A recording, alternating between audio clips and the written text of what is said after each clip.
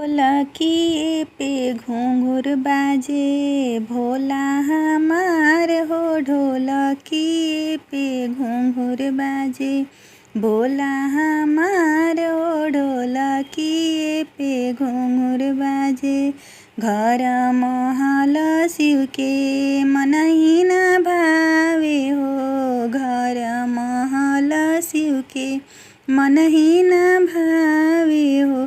टूटी मड़ैया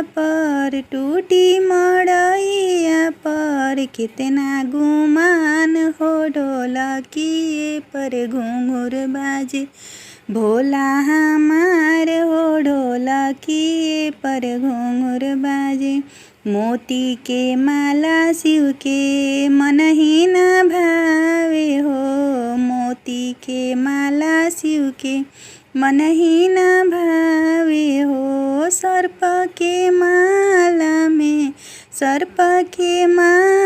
में इतना गुमान हो। ढोलकी पर घुंघरू बाजे भोला हमार हो। ढोलकी पर घुंघरू बाजे।